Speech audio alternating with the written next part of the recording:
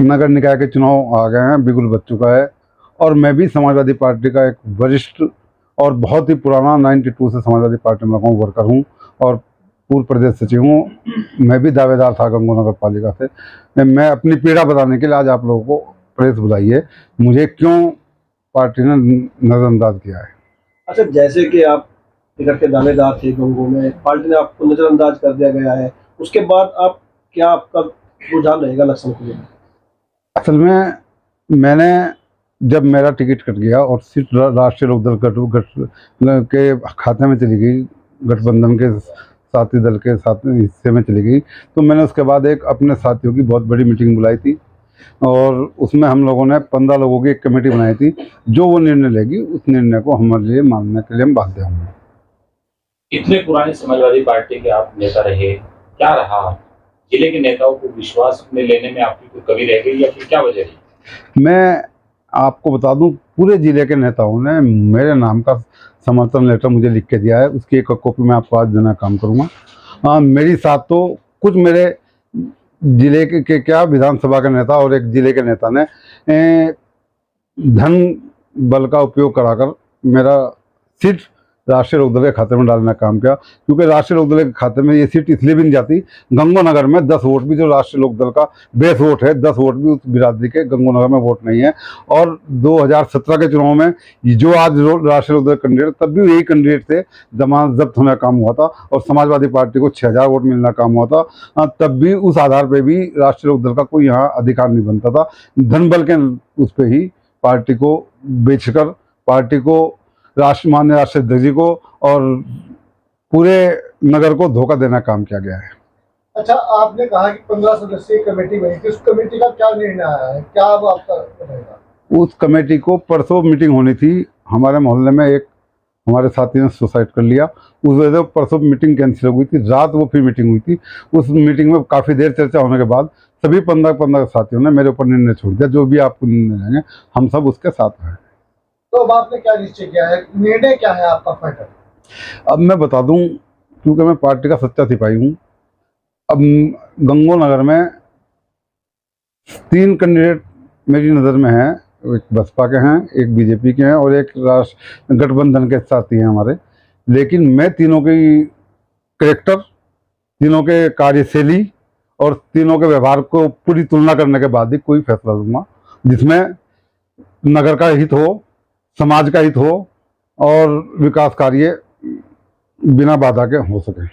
जिले के कई बड़े नेताओं पर आपके कई बड़े गंभीर आरोप थे, तभी जुबान आपने कई बार जिक्र करने की कोशिश की। वो आरोप आज भी हैं। मैं अगले 2 दिन में उन आरोपों को भी आप लोगों के सामने लाने का काम करूंगा। मेरे आरोप झूठे आरोप नहीं है, मेरे आरोप, मेरे पास उनके प्रूफ है, सबूत हैं, वो सच्चे आरोप हैं। और वो मेरे साथ ऐसा धोखा किया गया, पार्टी को के साथ भी धोखा किया गया, पार्टी को बेचने का काम किया गया।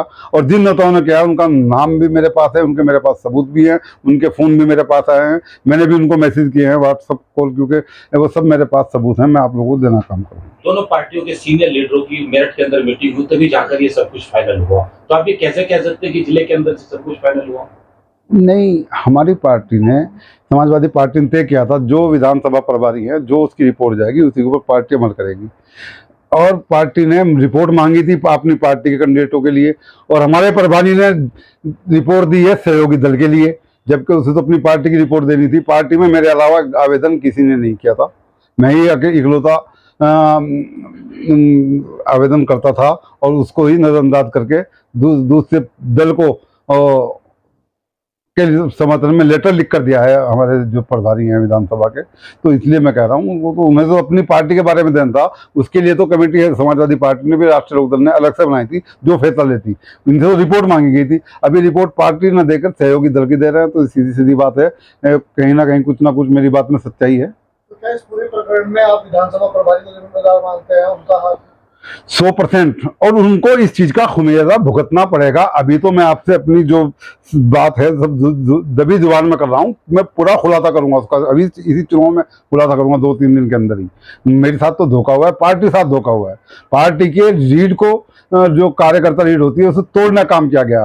पार्टी यहाँ बिखर गई गंगों में। असदुल्ला अजमेरी साहब जो यहाँ मंत्री भी रहे समाजवादी पार्टी, उनसे किसी ने बात नहीं की, वो आज़ाद कैंडिडेट लड़ा रहे हैं। मैं घर बैठा हूँ अपने।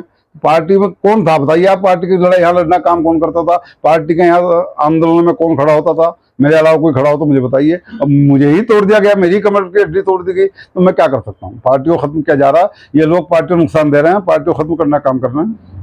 तो क्या आप समाजवादी पार्टी में बने रहेंगे या फिर कोई सख्त निर्णय लेंगे? मैं पार्टी का सच्चा सिपाही हूँ, पार्टी के साथ हूँ, लेकिन ये लोकल बॉडी के चुनाव हैं, इसमें क्योंकि पार्टी को धोखा देना काम किया गया है, वर्कर्स को धोखा देना काम किया, वोटर्स को धोखा देना काम किया, इसलिए जिन लोगों ने धोखा देना काम किया उनको सबक सिखाने का काम करूंगा इस चुनाव में। सीनियर आलाकमान को भी आप जो है इसके बारे में अवगत कराएंगे? निश्चित रूप से अवगत कराऊंगा। अभी असल में चुनाव में हमें वोट भी करना है और किसी को सपोर्ट भी करना है, क्योंकि मैं समाजवादी पार्टी का कट्टर सिपाही हूँ। और जब समाजवादी पार्टी का जन्म हुआ 1992 से, उससे पहले 89 से मैं रामचंद्र दास जी की उंगली पढ़ के समाजवादी पार्टी के लिए काम कर रहा था। तो अब मैं समाजवादी पार्टी के साथ हूँ, लेकिन क्योंकि पार्टी में कुछ इस तरह के लोग घुस आए हैं जो सहारनपुर में पार्टी को नेस्तनाबूद करने का काम कर रहे हैं, उनसे पार्टी को बचाने के लिए मैं अगर कोई करवट भी लूंगा, पार्टी में मैं पूरी आस्था है, माननीय राष्ट्रीय अध्यक्ष जी में पूर्ण आस्था है, लेकिन उनको सबक सिखाने के लिए अगर मुझे किसी को सपोर्ट करना पड़ा तो उसका मैं 2 दिन के अंदर खुलासा करूंगा। और निश्चित रूप से मैं किसी भी कैंडिडेट को जो मुझे अच्छा लगेगा, जिसकी कार्यशैली सही लगेगी, जिसकी मुझे चरित्र अच्छा लगेगा, उसको मैं सपोर्ट करने का काम करूंगा और आप लोगों को उससे अवगत कराया जाएगा। रहूंगा पार्टी में, चुनाव में, क्योंकि लोकल बॉडीज के चुनाव है, इसमें आदमी लोकल बॉडी में किसी को भी चुनाव जो कैंडिडेट अच्छा हो उसको ही वोट देना चाहिए, और मैं उसको देना काम करूंगा और पार्टी के साथ हूँ, पार्टी के साथ रहूँगा। मैं आप सबके चैनल्स के माध्यम से अपनी बात आप लोगों को कह देना चाहता हूँ। मेरे जितने भी शुभ चिंतक हैं, मेरे जितने साथी हैं, जितने मेरे चाहने वाले लोग हैं, सब लोग मेरे साथ हैं और सब लोगों ने तय किया है जिसका आप फैसला लेंगे हम उसके साथ रहेंगे, उसको वोट करने का काम करेंगे। इसी के साथ मैं अपनी बात समाप्त करता हूँ। आप लोगों का बहुत बहुत धन्यवाद।